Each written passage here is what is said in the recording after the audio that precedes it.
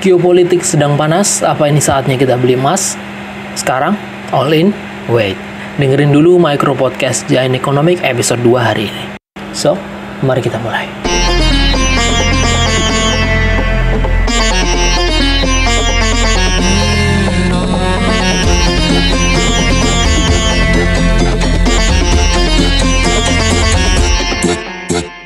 Ya, selamat pagi. Selamat datang di Micro Podcast Giant Economic, gaya hidup ringan, belajar ekonomi, dan tren masa depan.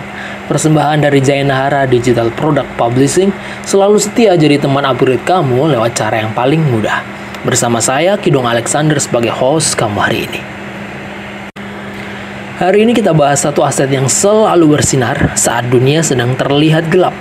Yes, emas. Kita semua selalu penasaran, kenapa ya saat geopolitik itu panas, investor besar dan bank sentral justru buru-buru untuk borong emas. Apa yang mereka tahu dan kenapa kita juga perlu tahu. Dan hari ini kita akan belajar lebih dalam. Let's go. Harga emas baru saja tembus $4.000 per ons. Ada perubahan tentu ya saat video ini sudah dirilis. Dan jelas ini adalah angka tertinggi sepanjang sejarah. Lebih dari 50% sejak awal tahun 2025. Dan ini bukan suatu kebetulan. Setiap kali dunia dilanda ketidakpastian, entah itu perang, krisis politik, atau ekonomi yang goyah, emas selalu jadi pelarian utama. Nah, pertanyaannya adalah, kenapa? Why?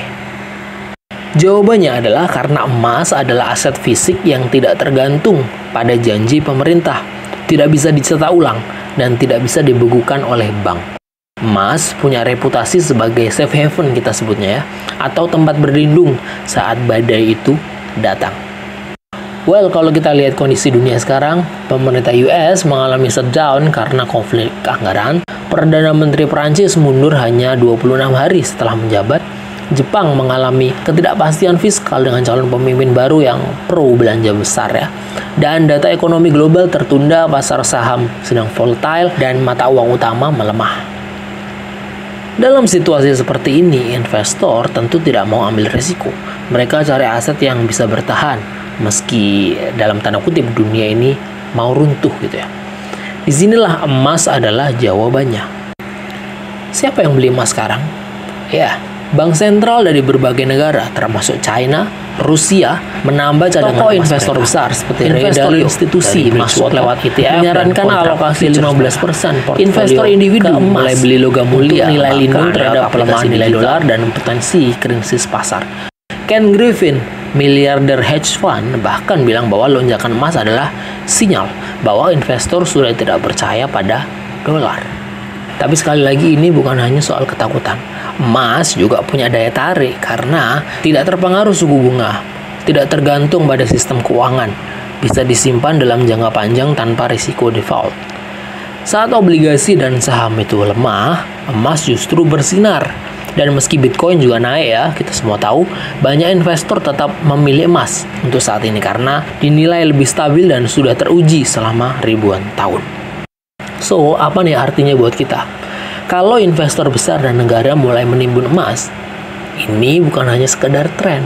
Ini adalah sinyal besar bahwa kita juga perlu melek terhadap aset alternatif. Nah, salah satu contohnya adalah emas. Emas bukan hanya untuk orang kaya saja. Karena sekarang ada banyak cara untuk kita bisa mulai investasi emas. Ya, yang paling klasik ya logam mulia fisik ya, kita beli, atau emas digital atau ETF emas di aplikasi investasi yang kita tahu. Mulai dari yang kecil, yang penting, yang paling penting itu kita paham fungsinya. Nah, kalau ditanya pendapat saya pribadi, saya sangat percaya bahwa kita nggak perlu jadi seorang spekulan, tapi kita tentu perlu jadi pemelihara nilai uang kita sendiri. Karena di dunia yang semakin nggak pasti ini, punya aset yang bisa bertahan itu bukan kemewahan, tapi ini kebutuhan kita. Terakhir, perlu digarisbawahi juga bahwa kita harus berinvestasi hanya pada sesuatu yang kita tahu. Well, ini bukan ajakan pembelian atau penjualan, tapi pelajari sendiri dan punya conviction yang kuat terhadap aset tersebut sebelum kita benar-benar membelinya. Ini berlaku untuk nggak hanya emas saja ya, tapi semuanya. Jangan pernah berhenti belajar, itu yang paling penting. Jangan pernah berhenti untuk upgrade diri. Salah satunya ya dengan kita rutin mendengarkan micro podcast Jain Ekonomik setiap hari Sabtu. Kayak kamu, ya yang sedang kamu lakukan sekarang. Ini adalah hal kecil dan kita bisa mulai dengan hal yang kecil, bukan, untuk bikin kita siap dengan segala keadaan dan kita bisa merespon dengan langkah yang benar. Jadi yang perlu saya tekankan dan garis bawahi sekali lagi bahwa emas adalah aset yang perlu diperhitungkan, tapi sekali lagi ini bukan ajakan pembelian atau penjualan. Disclaimer aja. Jadi yang perlu kita lakukan adalah ketika kita tertarik pada suatu aset, kita perlu mempelajari aset tersebut lebih dalam lagi. At least kita tahu fundamentalnya seperti apa dan ya akhirnya kita bisa punya conviction lebih besar dan kita tidak menyalahkan orang lain ketika aset tersebut mungkin sedang koreksi atau mungkin tidak mencapai target nilai yang kita ekspektasikan. Jadi, terima kasih untuk semua yang sudah mendengar micro podcast hari ini. Reminder nih buat kamu, jangan lupa subscribe ke channel kita. Nyalain loncengnya buat dapat update konten-konten seru dari Jain Hara. Micro podcast Jain Ekonomik akan hadir buat kamu setiap hari Sabtu pukul 7 WIB. Jadi jangan lupa buat komen gimana nih menurut kamu episode kali ini. Share untuk terus support channel Jain Hara Digital Product Publishing biar kita sama-sama bisa terus grow bareng. Terima kasih untuk semuanya, that's it untuk episode kali ini.